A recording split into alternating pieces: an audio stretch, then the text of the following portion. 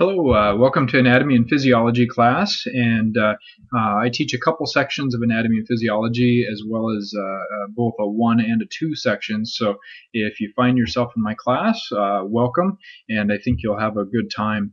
A couple things. Let's just start off by saying I'm sure many of you are a little bit nervous and anxious, and I hope to make this a good class for everybody. Let me just say that it's a chance to go ahead and dive into the class, and I suggest that you go ahead and take some time to navigate around the class and make yourself familiar with all the different sections. There's many good tidbits in the class that should help you and in your journey of making sure everything looks good and help you get the good grade. A few things. Let me start off by saying I know that life happens, and I've done a couple things in the course over the last couple years for students to make sure that you can get help when you need help.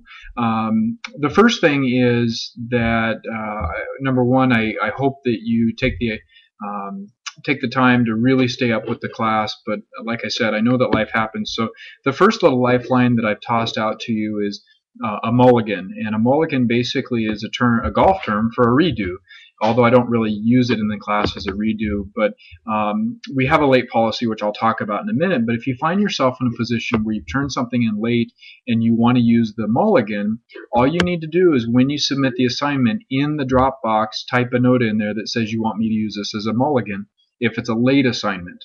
And basically what that will mean, or what that means for you, is I won't take a late deduction when I grade your paper. Now, the policy is that it's a 10% late per day if you don't use a mulligan. So if you're only a day late or something like that, I probably wouldn't use a mulligan. But if you find yourself more than a week late on an assignment, I would recommend using the mulligan then. With that said, stats do show that students who don't tend to stay up in the class for even just a few assignments tend to fall behind on many assignments. So stay up with the class, do your best to dive in and make this work for you. This is your goal, this is your future. This isn't high school anymore. This is obviously college, and it's your career that you're looking at. So make it what you want to make it. If you want to do well and learn in the class, do well. I will say that students who their goal is learning, the grades come. I wouldn't worry too much about just trying to gather points for a grade. Dive in, learn something new, and make this your future. Your first task. Let me start by saying I've got one thing that I'm going to kind of put on your task list right off the bat, and that is to go find your lab instructor. Your lab instructor is the person who's going to be with you every week for your residential labs. I teach nationally, which means that I have students from all over the country. I don't know who your lab instructors are, so you may want to start with your academic dean, maybe the front desk at your school, but find that lab instructor and find out when that first lab is, because that's due this first week coming up Sunday. And make sure you find out when the classes are and get there and get involved. A lab not attended is an automatic zeros, and I do get lab attendance each week, so I will know if you did or didn't attend lab. So make sure you attend lab, find your lab instructor, and then those assignments will be graded. Talked a little bit about the late policy. The only other addition to that, 10% late per day deduction, is the discussions. A discussion missed is a discussion missed. I don't grade those late because the discussions are interactive, and so if you're late on that, there's no one to discuss with because they've already all moved on in the class. So make sure you're up with the discussions. Just a couple notes on the due dates on the discussion. They're a little bit different than the rest of the class. So Wednesday night you have to have one original post, and that's by 11:59 p.m. Wednesday night. Also Saturday is the due date for the discussions for the week. So make sure you finished everything up by Saturday by 11:59 p.m. Also, just a side note on the discussions, make sure that there's good content, they're substantive. Any additional research that you want to post in there, or a reference you want to post in your discussion, that would be good.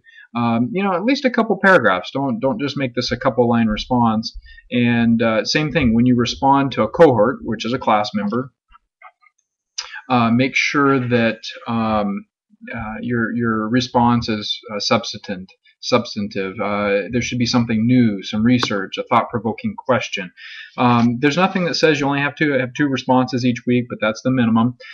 So talk to each other. Use it as a discussion to learn. And so that's the discussion. Moving on to the weekly labs, I talked about finding your lab instructor. Some weeks have virtual labs, some weeks have residential labs, and some weeks have both. Residential meaning you go there, virtual just meaning it's online. So the weeks that it's only a virtual lab, you do not need to go to campus for those labs unless your lab instructor directs you to do so. Talk a little bit about the weekly assignments in general. This is the one of 2 areas that I require APA formatting, and I don't require full APA formatting, just a cover page and a reference page on the weekly assignments, and those 2 need to be in APA format. The cover page, sorry, never mind, not the cover page, but the reference page. Even if we only list, or you only list your book as a reference, I still require a cover page. It's good practice for the project. It's good practice for harder papers. One little tidbit of warning: don't overuse the internet for your weekly assignments. Some students will try to use the internet for everything, and often they find themselves missing a lot of answers. The textbook will have all the answers to the questions and the discussion, so lean on your textbook, but use the internet to support and bolster your paper a little bit, or your assignment each week. Talk a little bit about the project. Pay particular attention to the project due dates that are coming up, and make sure you're catching each one of those due dates. Some of them are very easy steps to the project, or to the paper, depending upon which class you're in, and those due dates will really help you stay on top of the paper. And I'll try to post little announcements each week on those assignments, so again, pay attention to those announcements. The project should have at least, at a minimum, 2 peer-reviewed or primary references. And so that means that lean away from the internet. You should be using some sort of a research-based library resource to search for references, not so much just searching around like Mayo Clinic, for example, has a lot of good stuff on there, but that's not considered a peer-reviewed or primary reference.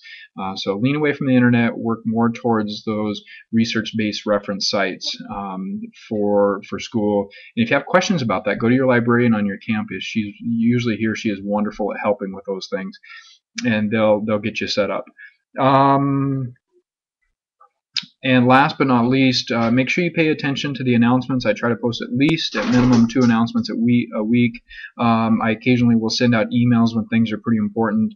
And also on the email, please use the course mail if at all possible when you're emailing me. I check that almost every day, and not so much my direct email. I may check that only a few times a week. So the course mail is probably the best way to communicate with me.